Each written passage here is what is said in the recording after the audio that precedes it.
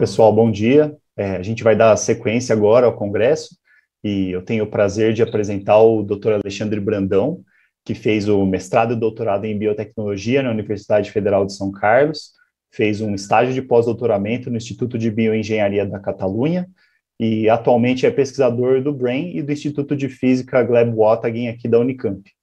Ele tem uma larga experiência já em cinesiologia e interação humana com computador, com foco em realidade virtual e reconhecimento gestual. E hoje, como o professor Fernando falou, ele vai comentar um pouquinho sobre reabilitação virtual e recuperação neurofuncional. Então, vou passar a palavra aí para o Dr. Alexandre Brandão. Bom, obrigado, Rafael, pela introdução. Vamos iniciar a apresentação. Acho que estão já todo mundo vendo os slides, né? Bom, a ideia é apresentar aqui a iniciativa do BRAIN na área de reabilitação virtual, ou no desenvolvimento de tecnologias para a reabilitação virtual. E aí, um sumário inicial da apresentação de sistemas de realidade virtual e aumentada, interface de interação homem-computador, interface natural de usuário, os tipos de reconhecimento de gestos, ou por visão computacional, ou por sensoriamento, alguns resultados de testes clínicos em recuperação motora e neuroreabilitação, e desenvolvimento de tecnologias para quantificar esse movimento e tentar evidenciar a evolução funcional de ganho desse paciente. E as expectativas e próximos passos em análise do movimento humano. Então, primeiramente, sistemas de realidade virtual. Aqui são 3 aspectos que configura esse tipo de sistema, esse tipo de tecnologia. Então, primeiramente, a imersão, a pessoa tendo uma sensação de interação com os objetos, em primeira pessoa, pode ser em terceira pessoa também, com a reprodução da própria pessoa como sendo um avatar.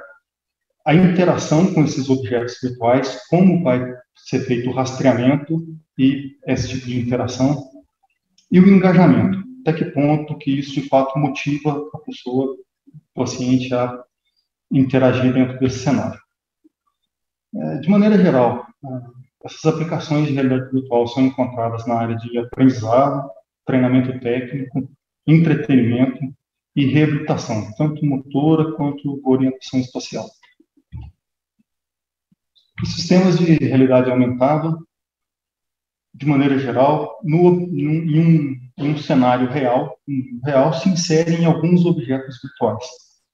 E isso pode ser feito através de dispositivos como tablets e smartphones, ou ainda óculos específicos para tal, óculos de realidade aumentada, como lançado pela Microsoft, o HoloLens.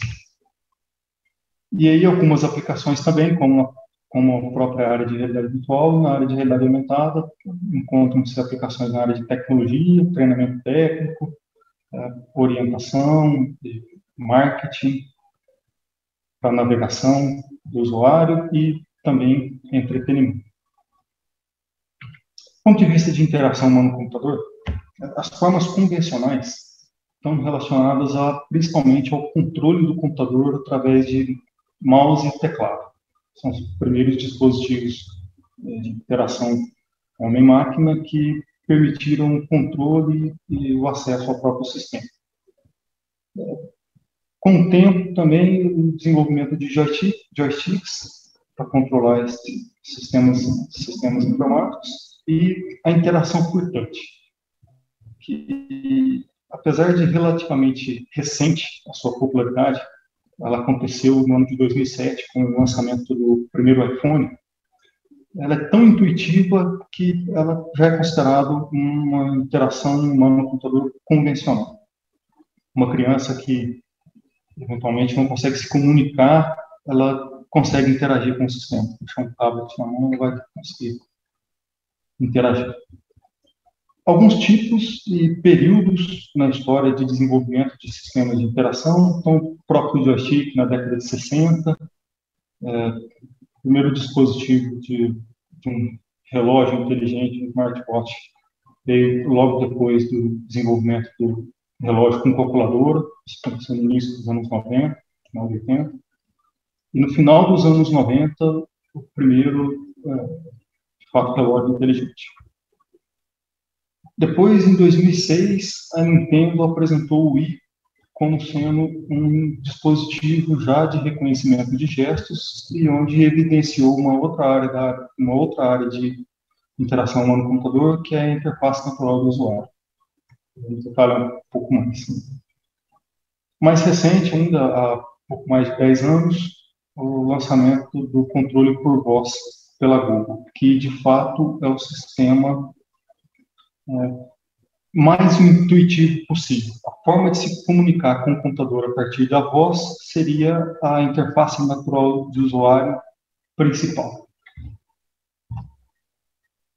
E aí, do ponto de vista de interface natural do usuário, nós temos alguns tipos de sistema, de como interagir com o próprio computador. Então, primeiro por linhas de comando, todo mundo lembra dos sistemas DOS, para acessar o próprio Windows. Mais recentemente, com o Windows 11, foi lançado um sistema de interface gráfica do usuário, onde já se tem alguns ícones, é uma evolução dos sistemas de menu, que se encontravam no Windows 3.11 ou no Windows 2000.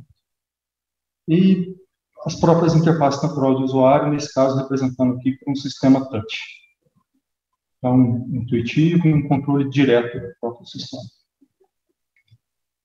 O poder desse tipo de interface. Então, aqui algumas outras formas não usuais de interação ou não convencionais de interação humano-computador. A interação manual ou gestual e a interação por face. São alguns desses sistemas que são complementados por interação de voz, interação a partir de biosinais, podem ser sinais, nesse caso, sinal de EMG, da tomografia, ou interface cérebro-máquina, que é o desafio dessa próxima década. Tentar identificar comportamentos ou padrões de sinais cerebrais, sinais elétricos ou sinais hemodinâmicos e utilizar isso como sistema de input para controlar o próprio computador. Então, Bill Gates, há uns 10 anos atrás, já comentou sobre esse poder da interface natural do usuário, onde esse tipo de dispositivo se adapta às necessidades, às preferências do usuário. De uma maneira contábil e mais natural. Ponto de reconhecimento de gestos.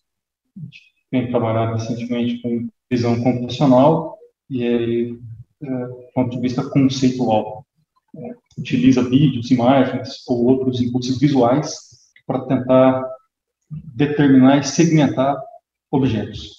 Então, aqui nessa foto aqui, é possível identificar a diferenciação entre indivíduos, pessoas e carros. Nessa segunda imagem, entre carros leves e carros pesados, caminhão e ônibus.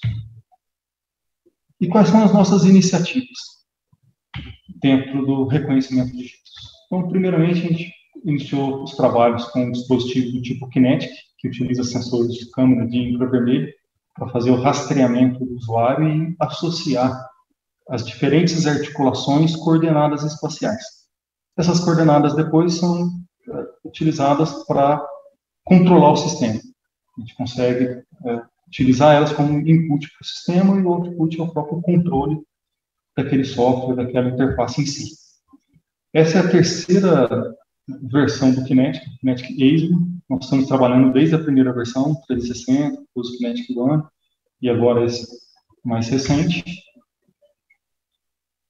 Alguns resultados prévios de interação. Então, a gente tem o dispositivo aqui, escaneando o corpo do usuário. Nesse caso, a interação ocorre a partir do movimento de marcha estacionária e a navegação no Google Street View. Esses trabalhos iniciaram no Laboratório de Visualização Imersiva Interativa e Colaborativa, no LAVIC, na UFSCar, sob a orientação do Dr. Luiz Trevelin. E depois, em continuidade, os trabalhos com o professor Diego Dias e Marcelo Guimarães, da UFSJ e da Unifesp, respectivamente. Esses trabalhos têm sendo desenvolvidos não apenas para permitir a interação do paciente ou do usuário com o sistema, mas também para quantificar, nesse caso, a amplitude de movimento, parte de dados da cinemática do movimento humano.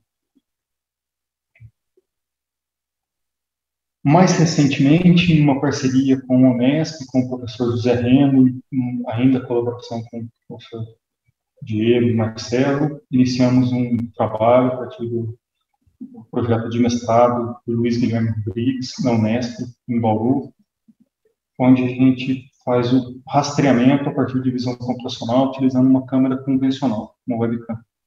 Então, nesse caso aqui, um tipo de controle a partir de membro superior, onde o desafio é a montagem de um quebra-cabeças, e o rastreamento ele é expresso por esse avatar. A gente começou a estudar como fazer o cálculo de amplitude de movimento a partir desses dados também, a partir desse reconhecimento por câmeras RGB convencionais. E a forma de interação e a precisão da interação está sendo surpreendentemente positivo para a gente, em função desse tipo de sistema não ter informações do eixo Z, informação em profundidade. Ela faz o rastreamento 2D do próprio usuário. E interação a partir de membros inferiores também. Nesse caso, o objetivo é superar alguns obstáculos a partir de movimentos relacionados à marcha estacionária, com flexão simultânea de joelho e quadril. Então, o avatar reproduz os movimentos. São trabalhos que recentemente foram publicados e receberam um prêmio de melhor trabalho no simpósio de realidade virtual e aumentada do SPR no ano passado, em 2021. O reconhecimento de gesto a partir de tecnologias de sensoriamento. Então, a gente iniciou os trabalhos com sensores ultrassom conectados a um Arduino, onde a gente conseguia calcular a variação de deslocamento entre a unidade, o próprio sensor e o solo, e utilizava essa variação como input para o sistema para permitir com que o usuário navegasse por uma cidade virtual. Essa é uma visão superior da cidade. Aqui a gente consegue visualizar a interação também em marcha estacionária, e nesse caso, a interface do sistema onde o usuário está imerso, onde ele navega em uma cidade onde as faixas de pedestres são responsivas ao próprio usuário, existem alguns veículos autônomos circulando na cidade.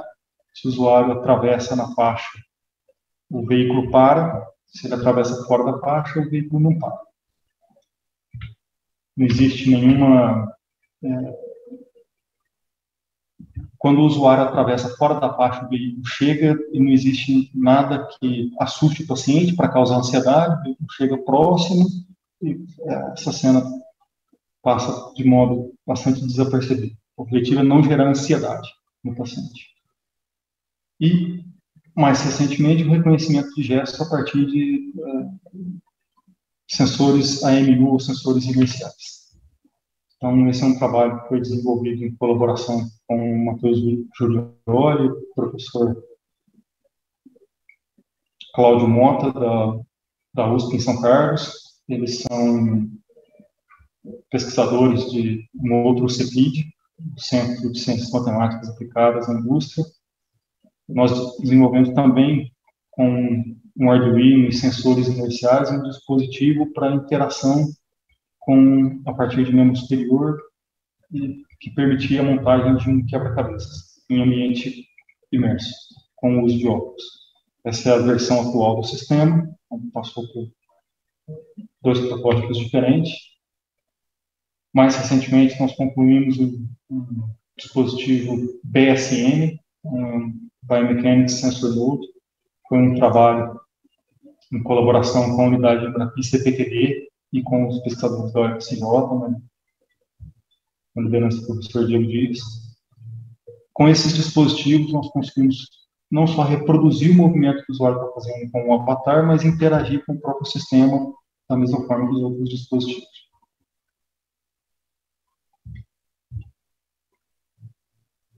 Do ponto de vista de alguns testes simples, recuperação motora e melhora funcional, fica o questionamento do porquê utilizar realidade virtual para esse tipo de tratamento. Então, um dos objetivos é aumentar a motivação durante a própria terapia, simular situações reais de promoção de saúde, como a própria atividade física em si, simular situações reais de perigo iminente, ou permitir a experiência de controles por membros lesionados. Então, permitir com que o movimento de um determinado membro do corpo, que ele é parcial, e seja realizado de maneira completa no ambiente virtual. E aí, para exemplificar interação a partir de movimentos do membro superior,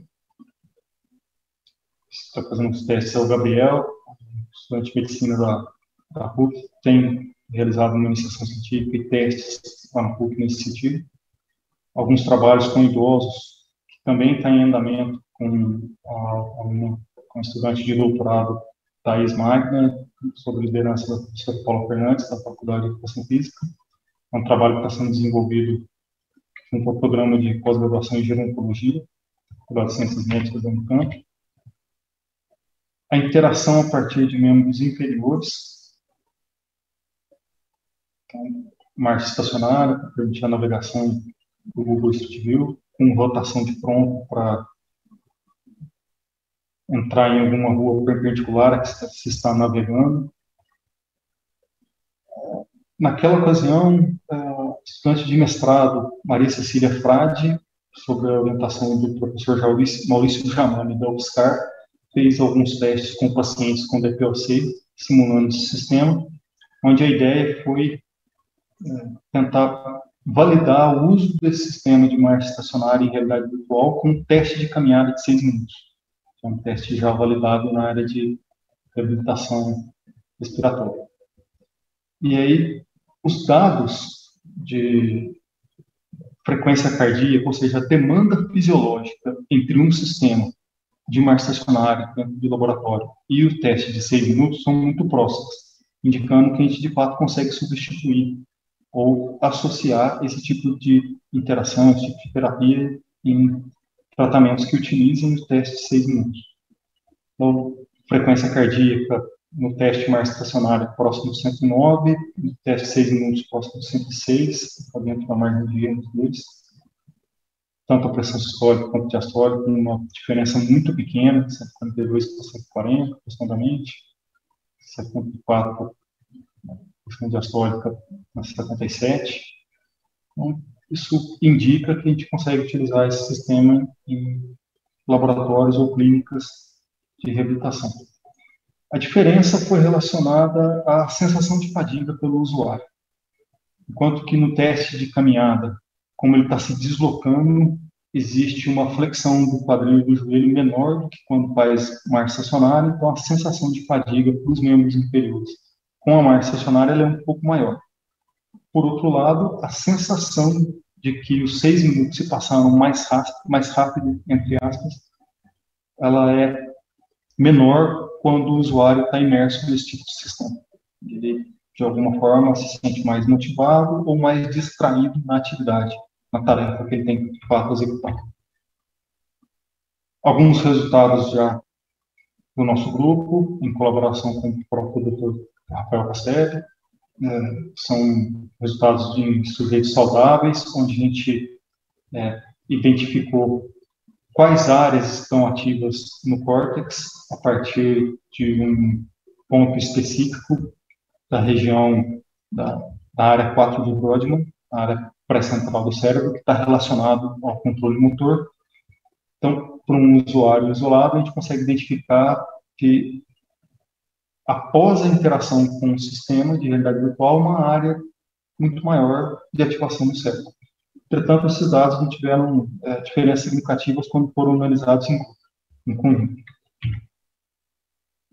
Para os testes com pacientes com AVC, a estudante de mestrado na ocasião, a Aline Camargo, sob orientação do professor Dr. Lilimin, fez alguns testes e utilizou tanto sistemas para interagir a partir de membros inferiores quanto sistemas para interagir a partir de membros superiores, e o mesmo tipo de informação a gente consegue perceber nesse caso. Uma ativação um pouco maior do que quando comparado com o estado de repouso. Nesse caso também os dados não são conclusivos, a gente precisa de mais estudos e mais tempo de intervenção. Esse é um tipo de análise que foi feito mais recentemente, onde se analisou 72 regiões de interesse e tentou identificar áreas de conectividade funcional. Ainda não temos resultados conclusivos e, de fato, a diferença não é significante quando comparado ao grupo controle do grupo experimental. Os trabalhos devem continuar no próximo período. Do ponto de vista de mensuração de análise de amplitude de movimento e para evidenciar a evolução funcional ou não desse paciente, mais um trabalho em colaboração com o Unesp, do Luiz Rogério Scudeletti, foi a dissertação de mestrado dele, o desenvolvimento desse sistema, KinesiOS, que é um sistema para mensuração e registro de amplitude de movimento, sob a orientação do professor José Reno, um dos do Departamento de Computação da Unesp de Bauru. Então, é um sistema onde a gente pode cadastrar o terapeuta,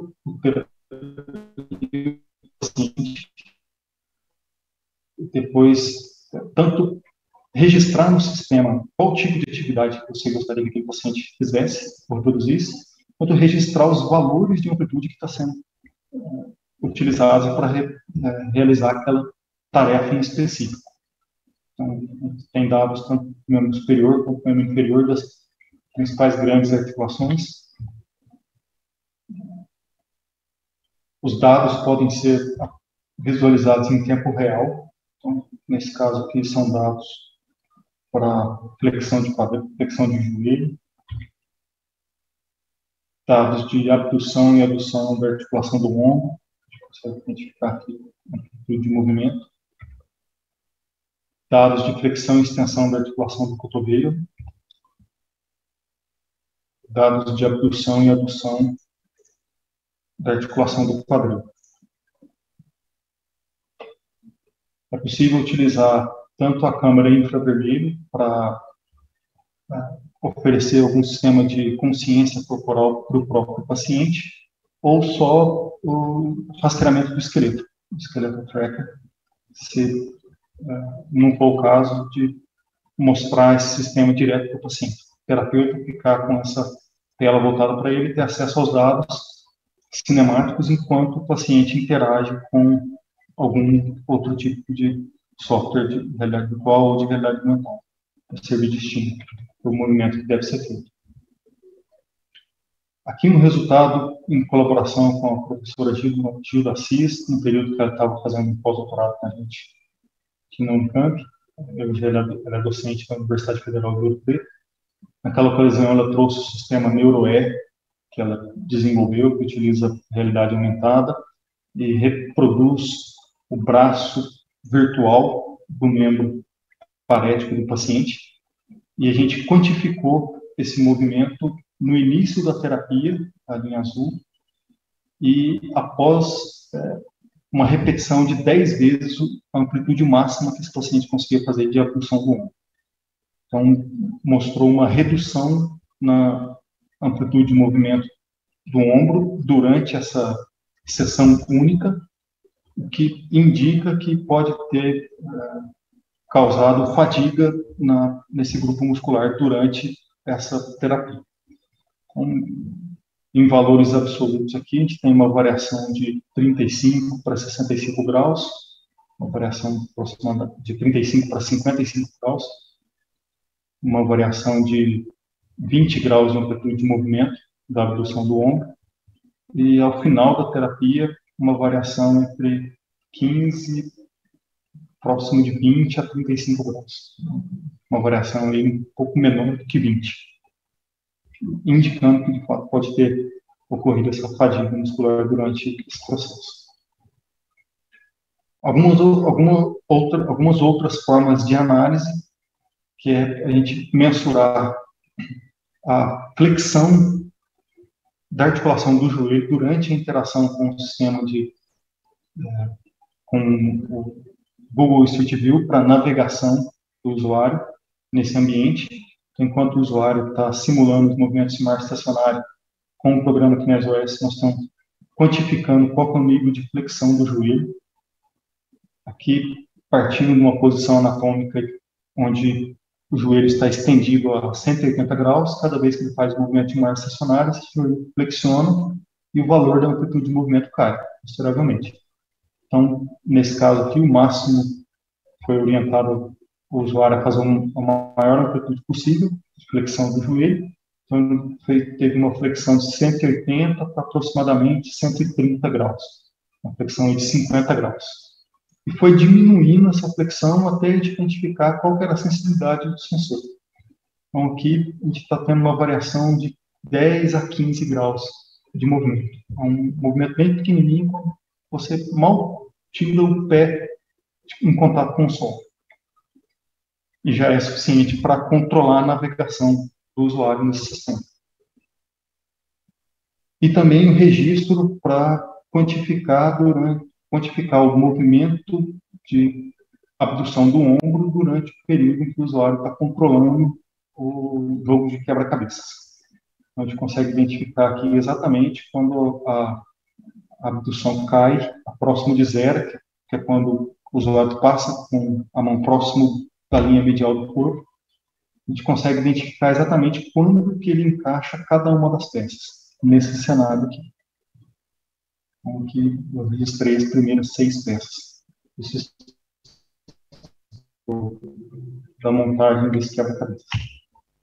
De maneira geral, a iniciativa em reabilitação virtual apresentada e desenvolvida até então no Brain, a gente concentra em um sistema para registro, quantificação e registro desses dados cinemáticos do paciente, para evidenciar a evolução funcional, e o desenvolvimento de sistemas que permitem o rastreamento e o controle das interfaces a partir de movimentos de membro superior e de membro inferior, tanto em ambientes não imersivos quanto em ambientes imersivos. Os testes em ambientes imersivos foram prejudicados nesses últimos anos em função do risco de contaminação relacionado à própria pandemia do Covid, porque é utilizado os mesmos óculos em pacientes diferentes, então a gente acabou optando por não utilizar esse sistema. Recentemente deu mais atenção a sistemas que não têm contato com nenhum tipo de dispositivo, como é o caso dos sistemas não imersivos.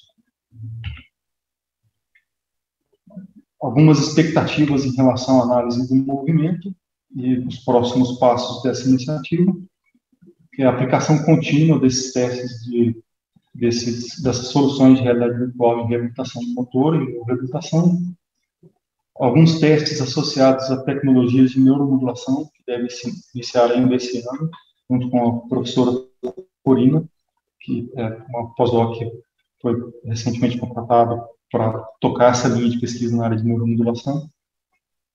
O desenvolvimento contínuo das soluções de realidade virtual aumentada e testes com os dispositivos inerciais em contexto de análise de movimento humano.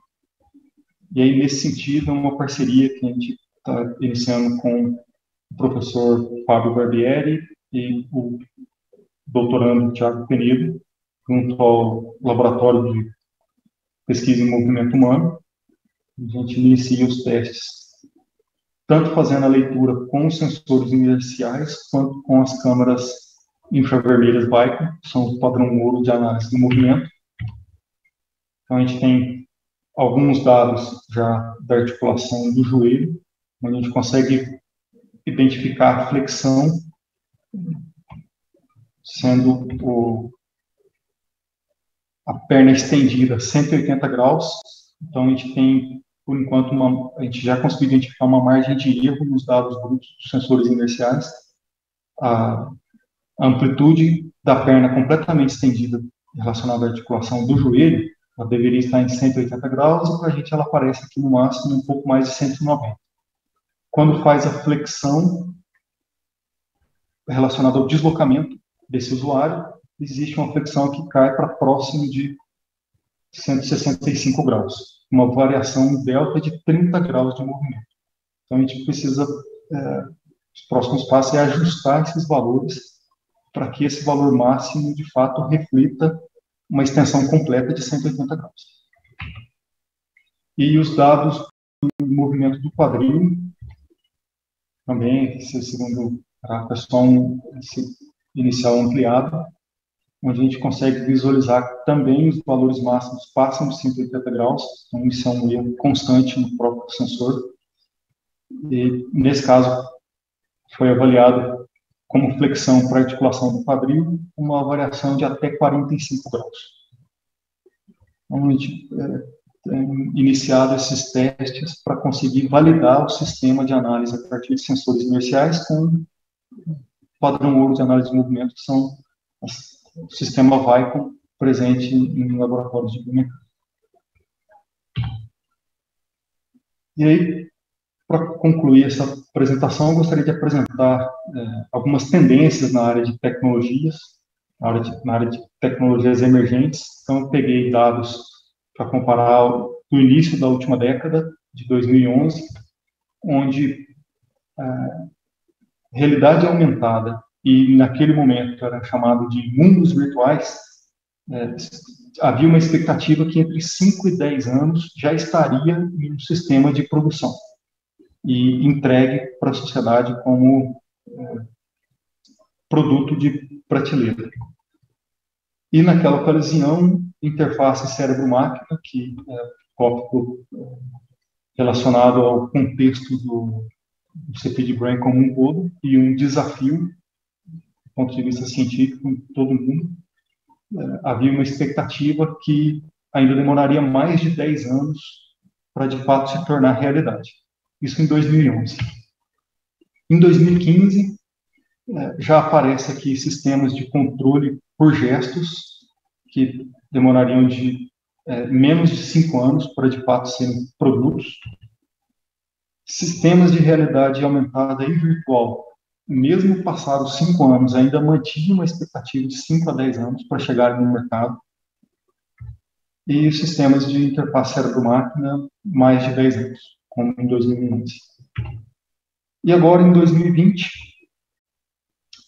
os sistemas de interface cérebro-máquina estão chamando agora de interfaces cérebro-máquina, antes de interface cérebro-computador, interface cérebro-máquina,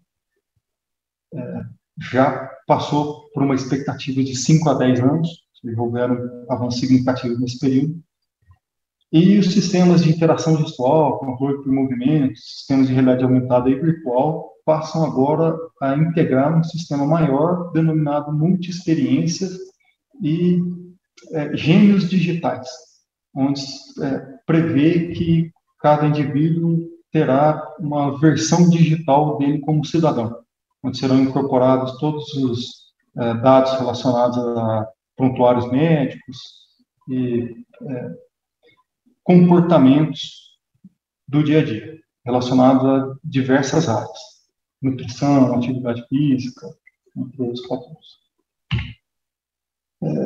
Esse trabalho, de maneira geral, ele foi desenvolvido ao longo dos últimos anos, a partir da colaboração de diversos pesquisadores em diversas instituições. Então, a maioria deles foi citada ao longo da apresentação. Preciso deixar bem evidenciado que, como núcleo principal dessa iniciativa de desenvolvimento da tecnologia de realidade virtual, principalmente o professor Diego Dias da UFCJ, Marcelo Guimarães da Unifesp, o professor Dr. José Remo da Unesp, compõem o núcleo dessa iniciativa em reabilitação virtual para o desenvolvimento da tecnologia. E diversas outras colaborações na área de aplicação das tecnologias em testes clínicos ou de validação dessa própria tecnologia. Então, esses são os colaboradores acadêmicos. Nesse período, houveram alguns testes fora de ambiente laboratorial, em clínicas, junto com a doutora Sara, do Instituto Neuron. Estão sendo realizados alguns testes, com o fisioterapeuta Jonas Andrade, do Instituto Ativos Bem-Estar, e com a terapeuta ocupacional Pamela, na ocasião, alguns testes na residência sênior Terça da Serra, um ambiente de acolhimento para idosos. Então, todos esses trabalhos vêm sendo desenvolvidos, ou foram desenvolvidos em algum momento, e colaboram com o desenvolvimento da tecnologia e adequar melhor ao que será esperado das clínicas e do próprio terapeuta com o uso do sistema. Agradecer a alguns parceiros do desenvolvimento de tecnologia, o CTI, Centro de Tecnologia de Informação Renato Duarte, colaborou com o desenvolvimento de alguns cases em impressão 3D, o Instituto Eldorado colaborou no desenvolvimento de uma das versões do quebra-cabeça virtual, e o CPQD, que é uma unidade em Embrapi, em conjunto com o Centro de Design Integrado do Senai e do Sebrae, viabilizaram o desenvolvimento da versão final do dispositivo BSI. Então, foi um trabalho financiado pela Embrapi ao longo dos anos de 2007 e 2021.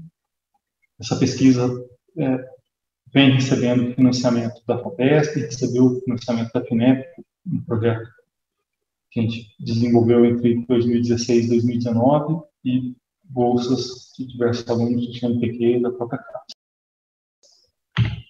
Muito obrigado pela atenção, vou ficar disponível para a gente discutir, se alguém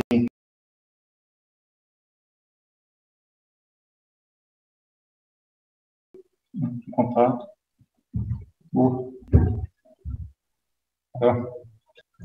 Tem algumas questões?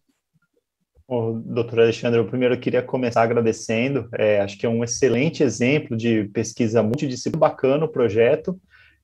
Queria até começar fazendo um comentário que acho que a ideia, esse projeto, assim, está surfando uma onda que é uma tendência de vanguarda mesmo, né? Tanto o Facebook, inclusive, recentemente mudou de nome, né, para Meta, em referência ao metaverso, e acho, se eu não me engano, no ano passado, em outubro, eles anunciaram a abertura de mais de 10 mil vagas de desenvolvedores para esses ambientes virtuais, de realidade virtual. Inclusive tem o Oculus Quest deles, parece muito legal, adoraria.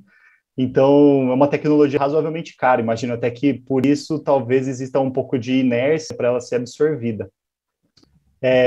Mas, assim, tem várias coisas interessantes. Acho que a primeira, enquanto as perguntas não vêm, acho que o pessoal está pensando o que elas querem saber, porque tem muita coisa aí para pensar. Você comentou que, acho que uma das coisas que vocês estão trabalhando agora, nessa, não sei se é a fase final, mas acho que uma fase de refinamento, é esse ajuste da precisão das leituras, né? Eu queria saber qual que é o próximo passo para conseguir implantar essa técnica na clínica mesmo. Depois que terminar esse refinamento dos sensores e das medidas, já está pronto? Ou ainda tem que passar por agência de, não sei, tipo de tecnologia para uso na saúde? Mas quais que são as dificuldades para ele ser aproveitado mesmo no ambiente de reabilitação? Legal, Rafael. A gente está tentando apresentar esse sistema não como um medical device, como um dispositivo médico que teria que passar por registro da Anvisa e todo um processo de homologação que pode durar alguns anos.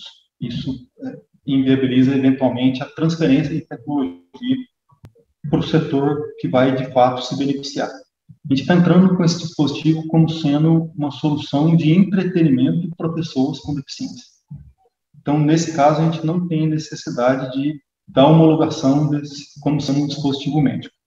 E aí a expectativa é que isso facilite. E do ponto de vista da precisão da leitura dos dados e do registro desse movimento, e alguns testes que eu mostrei utilizavam de 2 a 3 sensores.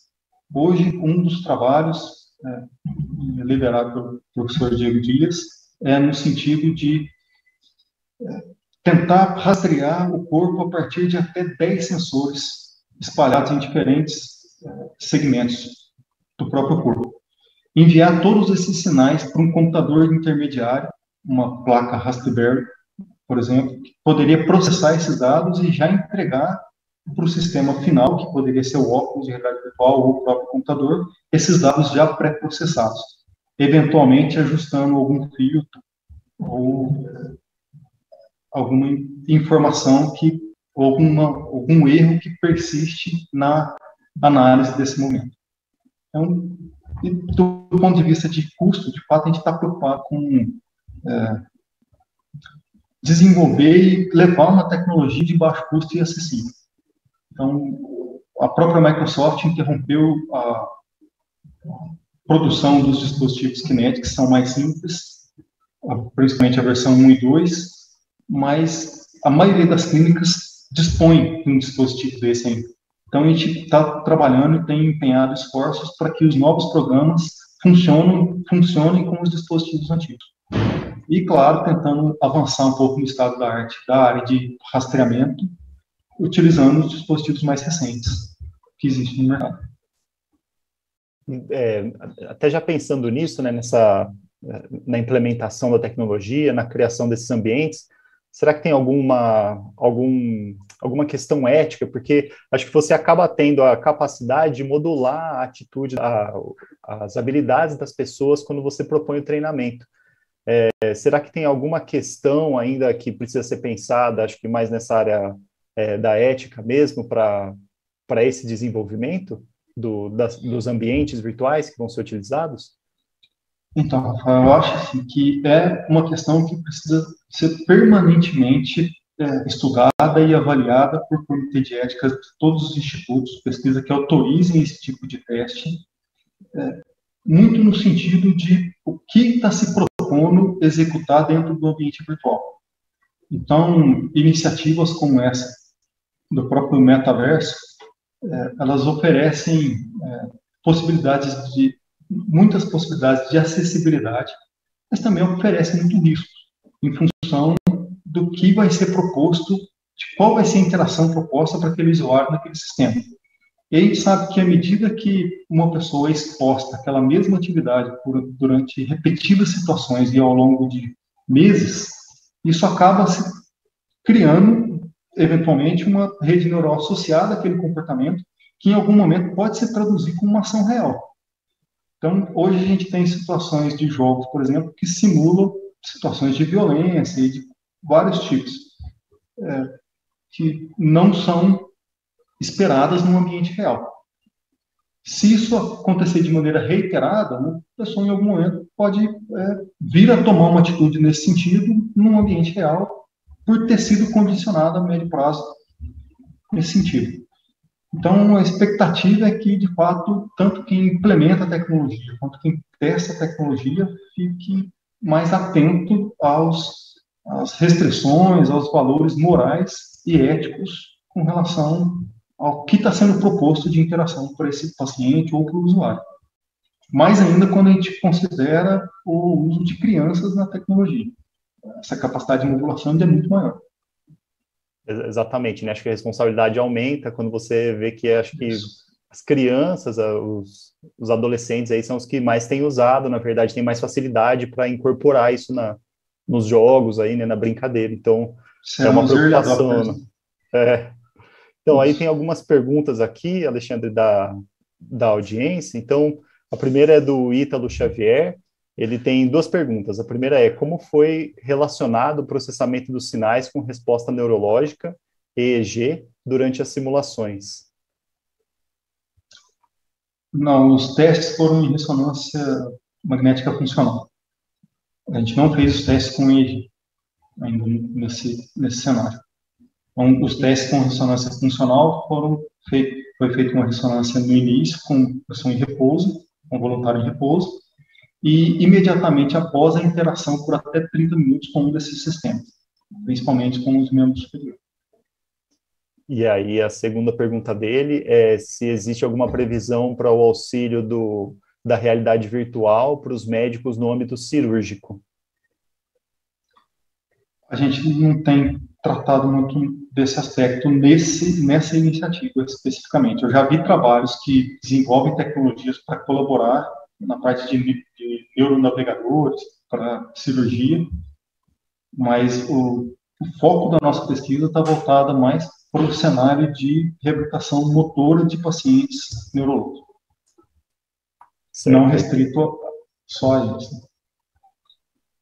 Tem uma pergunta aqui da professora Gabriela Castellano, parabenizando você, né, ela achou muito legal a sua apresentação, e pediu se você poderia discutir os custos das tecnologias e o acesso delas para todos. Acho que você comentou brevemente, mas se você quiser aprofundar um pouco mais.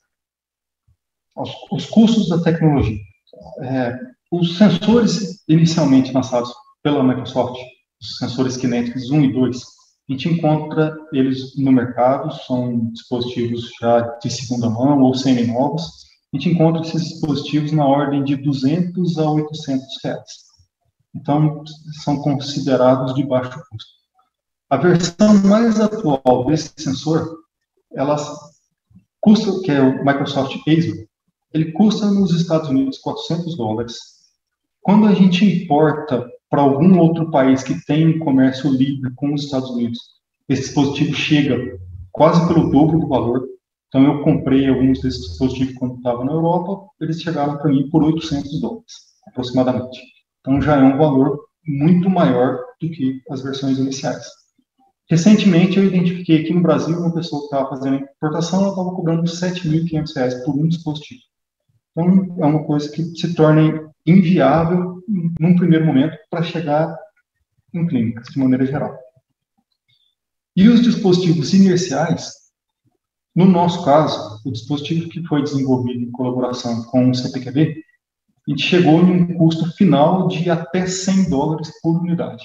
Então, hoje em dia, ficaria próximo de R$500.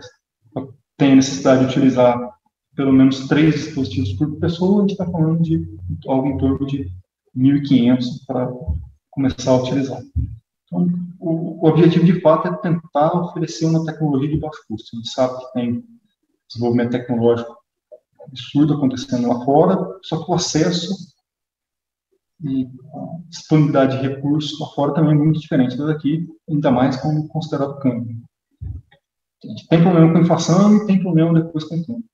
Então, são duas coisas que prejudicam muito a importação de tecnologia. Por isso, a necessidade de a gente desenvolver tecnologia nacional e ter know-how com essa tecnologia. Não só para o desenvolvimento, mas com a manutenção e desenvolvimento de novas funcionalidades de maneira muito prática e rápida. Isso a gente vem conseguindo com a qualificação profissional de todos esses trabalhos de mestrados, doutorados que vem entrando ao longo do tempo. Certo. E acho que a última questão que tem aqui dos nossos telespectadores é da Fátima Mendes. Ela quer saber se a questão do tempo seria importante no caso do AVC. Por exemplo, a pessoa teve AVC há 5 anos.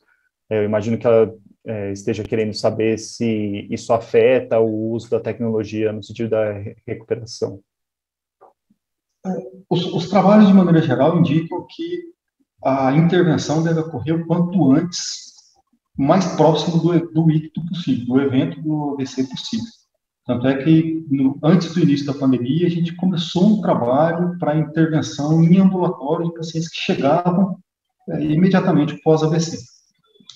Só que, nesse caso, essa tecnologia está sendo desenvolvida justamente para oferecer um tipo de ajuda àqueles pacientes que já foram desassistidos do sistema público de saúde. De maneira geral, o paciente recebe uma atenção primária em algum grande centro, um hospital, como o próprio hospital universitário. Num segundo momento, existe a possibilidade de ela receber um acolhimento em instituições como o Cimontor, o Instituto Sara, de reabilitação. Isso acontece por alguns meses, eventualmente 6 meses, no máximo até 1 ano.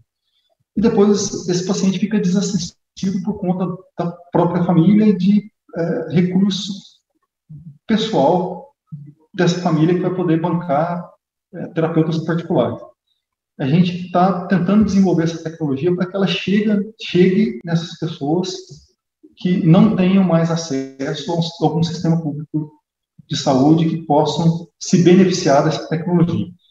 A gente entende que, independente do momento, há espaço para ter ganho motor e ocorrer algum processo de plasticidade em função disso. O paciente, de fato, recuperar algum movimento, o mínimo de um movimento que ele recupere, que proporcione autonomia no dia a dia, já é um ganho muito grande.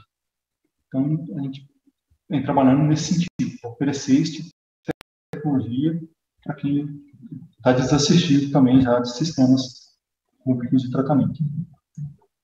Excelente. Eu acho que não temos mais perguntas aqui. Estou guardando só para ver se tem mais alguma coisa, mas acho que não. Então, eu queria primeiro agradecer, né, mais uma vez pela sua participação. Foi um exemplo aí de integração de vários centros de pesquisa, de várias linhas de pesquisa. Boa sorte aí com os próximos passos, tomara que dê tudo certo. Seria maravilhoso, né, ter essa tecnologia barata, brasileira e disponível para a gente poder usar. E se desenvolver games também, a gente gosta, mais ainda, inclusive, né, porque quem gosta de jogos gosta dessas coisas. Eu só queria fazer uma observação que a gente vai entrar, acho que no intervalo agora, e às 11h20 a gente retoma a programação com a premiação dos melhores trabalhos do Congresso. Então, eu queria convidar todo mundo para continuar aí conectado, acompanhar a premiação, e acho que é isso. Então, obrigado mais uma vez, obrigado, pessoal, por terem participado, e bom Congresso. Obrigado.